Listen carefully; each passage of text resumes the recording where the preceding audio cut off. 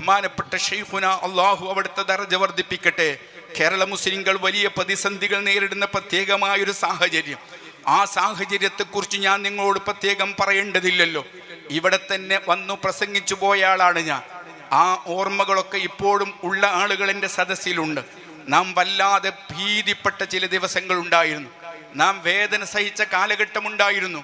നാം കണ്ണുനീരൊഴുക്കിയ ദിവസങ്ങളും രാത്രികളും ഉണ്ടായിരുന്നു. അള്ളാഹുവിൻ്റെ ദീനാകുന്ന അഹ്ലുസുന്നത്തി വൽ ജമാഅത്ത് അതിവിടെ നിലനിൽക്കണമെന്ന് ആഗ്രഹിച്ചു എന്നതിനപ്പുറം നമ്മളോ നമ്മുടെ ഗുരുവര്യന്മാരോ ഒരു അബദ്ധവും ചെയ്തിട്ടില്ല എന്ന് കേരളത്തിൽ എല്ലാവർക്കും അറിയാം. എന്നിട്ടും നാം പ്രയാസങ്ങൾ അനുഭവിച്ചപ്പോൾ നമ്മെ താങ്ങി നിർത്തിയതും നമുക്ക് ധൈര്യം നൽകിയതും സുൽത്താനുൽ ഉലമയെയും ബഹുമാനപ്പെട്ട താജുൽ ഉലമയെയും ഇന്ന് നാം കാണുന്ന പ്രാസ്ഥാനിക മുന്നേറ്റത്തിന് കൈ നടത്തിയതും ബഹുമാനപ്പെട്ട CM വലിയുല്ലാഹി ഖദ്ദസല്ലാഹു സിർറുൽ അസീസ് തങ്ങളായിരുന്നു. അന്നു മാത്രമല്ല ആ കൈ നടത്തൽ. നിങ്ങൾക്കൊക്കെ ഓർമ്മയുണ്ടല്ലോ, തൃശ്ശൂരിൽ 25,000 ആലിമീങ്ങൾ ഒരുമിച്ച് കൂടിയൊരു സദസ്സ്. വലിയ പത്രക്കാരും ബുദ്ധിജീവികളും നിറഞ്ഞു നിൽക്കുമ്പോൾ ബഹുമാനപ്പെട്ട സുൽത്താനുൽ ഉലമ നടത്തിയൊരു പ്രസംഗം ഇന്നും യൂട്യൂബിലുണ്ട്. അവിടെ ഇവിടുന്ന് പറഞ്ഞത് എന്താണ്? എൻ്റെ സകലതും ബഹുമാനപ്പെട്ട CM വലിയുല്ലാഹിയാണ് എന്നെ ഇപ്പോഴും നിയന്ത്രിച്ചു കൊണ്ടിരിക്കുന്നത്. വഫാത്തായി 25 കൊല്ലങ്ങൾക്ക് ശേഷമാണ് ഷെയ്ഖുന പറയുന്നത്, എന്നെ ഇപ്പോഴും നിയന്ത്രിച്ചു കൊണ്ടിരിക്കുന്നത് ബഹുമാനപ്പെട്ട ഖുതുബുൽ ആലമാണ് എന്ന് പറഞ്ഞ ഒരൊറ്റ വാക്ക് മതി മലയാളികൾക്ക്, സുന്നത്ത് ജമാഅത്തിൻ്റെ ആളുകൾക്ക് ആരാണ് ബഹുമാനപ്പെട്ട ഷെയ്ഖുന CM വലിയുല്ലാഹി എന്ന് തിരിച്ചറിയാൻ. ഞാൻ അവസാനിപ്പിക്കട്ടെ. ഒരു റമദാനിലെ അവസാനത്തെ വ്യാഴാഴ്ച ബഹുമാനപ്പെട്ട താജുൽ ഉലമ പുറപ്പെടുകയാണ് ഉള്ളാളത്തേക്ക്. ദറസു മടങ്ങരുത്, ബഹുമാനപ്പെട്ടവരുടെ നിർബന്ധമാണ്. അള്ളാഹു അവിടുത്തെ ദർജ വർദ്ധിപ്പിക്കണേ റഹ്മാന്. അന്ന് സാധാരണ വ്യത്യസ്തമായി ഫറൂഖിലെത്തിയപ്പോൾ ട്രെയിന് നേരത്തെ പോയി. എല്ലാവരും ഭയപ്പെട്ടു. ബഹുമാനപ്പെട്ടവരുടെ സ്വഭാവം അനുസരിച്ച് ദേഷ്യപ്പെടും. അന്ന് പക്ഷേ ബഹുമാനപ്പെട്ടവർ പറഞ്ഞു നമുക്ക് മടവൂരിലേക്ക് പോവാം. നേരെ മടവൂർ പാപ്പയുടെ അടുത്തേക്ക് ചെന്നു. പാപ്പ കാത്തിരിക്കുകയാണ്. പാപ്പ പറഞ്ഞു നമുക്ക് സ്വർഗത്തിൽ വെച്ച് കാണാം, മഹ്ശറിൽ വെച്ച് കണ്ടുമുട്ടാം. ബഹുമാനപ്പെട്ടവർ വിങ്ങിപ്പൊട്ടിക്കരഞ്ഞു. ഞങ്ങൾ അനാഥമാക്കി പോകരുതെന്ന് പറഞ്ഞു. ധാരാളമായി അങ്ങോട്ടും ഇങ്ങോട്ടും കരഞ്ഞു.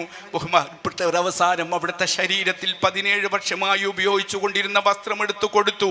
ഇത് മതി, നിങ്ങൾക്ക് കൊണ്ടുപോയിക്കോളൂ എന്ന് പറഞ്ഞ് ധാരാളം ഉപദേശം നൽകി തിരിച്ചയച്ചു.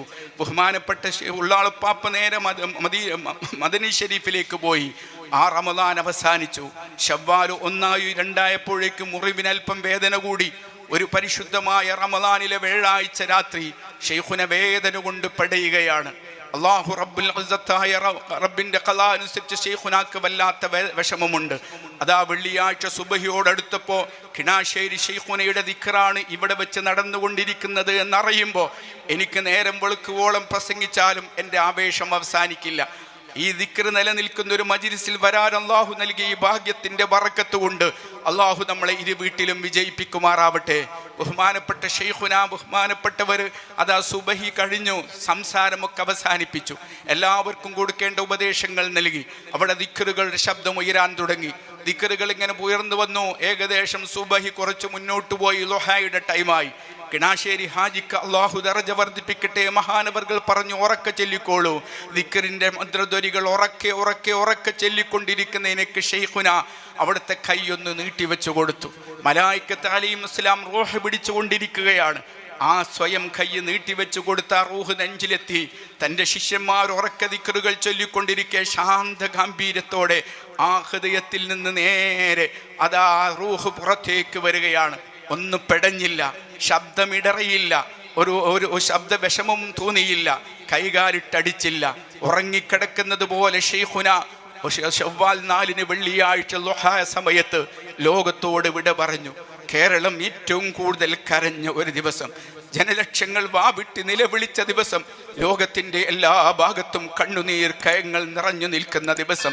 ആ ദിവസം അതാ ബഹുമാനപ്പെട്ടവർ ലോകത്തോട് വിട പറഞ്ഞ് അന്ന് രാത്രി ഏകദേശം 9-9:30 മണിയാകുമ്പോൾ ബഹുമാനപ്പെട്ടവരെ മയ്യത്ത് ഖബർ ഷരീഫിലേക്ക് വെക്കുകയാണ്.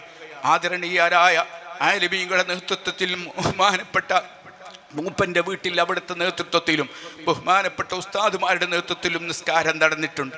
മർക്കത്തിൻ്റെ മുൻഭാഗത്തിലൂടെ കടന്നു വരുമ്പോൾ ആ വാഹനം 1 മിനിറ്റ് അവിടെ നിന്നിട്ടുണ്ട്. പിന്നീട് കടന്നുപോയി ബഹുമാനപ്പെട്ടവർ മടവൂരിലെത്തിയപ്പോൾ മഹാനായ ശംസുൽ ഉലമയുടെ നേതൃത്വത്തിൽ ബഹുമാനരായ ആലിമീങ്ങളുടെയും സയ്യിദന്മാരുടെയും നേതൃത്വത്തിൽ നിസ്കാരം നടന്നു. വൈലത്തൂർപ്പാപ്പ നിസ്കാരത്തിനും അതുപോലെ തന്നെ മയ്യത്തു പരിപാലനത്തിനും നേതൃത്വം നൽകി. അവസാനം ബഹുമാനപ്പെട്ട ശൈഖുനാ സുൽത്താനുൽ ഉലമയുടെ ബറക്കത്തുള്ള കൈകൊണ്ട് ആ പവിത്രമായ ശരീരം പരിശുദ്ധമായ മണ്ണിലേക്ക് വെച്ചു. ആ തുറാബെടുത്തവിടുത്തെ മുഖത്തേക്ക് വെച്ചുകൊണ്ട് അവസാനത്തെ വചനങ്ങളും ചൊല്ലി, അവിടുന്ന് തൽക്കീൻ ചൊല്ലി, അവിടുന്ന് ദുആ ചെയ്തു. അവിടുത്തെ നേതൃത്വത്തിൽ ഒരുപാട് സമയം പൊട്ടിക്കരഞ്ഞ ആലിമീങ്ങൾ ദുആ ചെയ്തു. അന്നു മുതൽ കേരളം കൂടുതൽ അവിടുത്തെ സ്നേഹിക്കാൻ തുടങ്ങി. അന്നു മുതൽ കേരളത്തിന് കൂടുതൽ പ്രയാസങ്ങൾക്ക് പരിഹാരം ലഭിക്കാൻ തുടങ്ങി. എല്ലാ പ്രയാസങ്ങൾ ചെന്നു പറയാനുള്ള അഭയകേന്ദ്രമായി മടവൂര് മാറി. ആലിമീങ്ങൾക്കിടയിൽ വിവിധങ്ങളായ അഭിപ്രായ വ്യത്യാസങ്ങളുണ്ട്.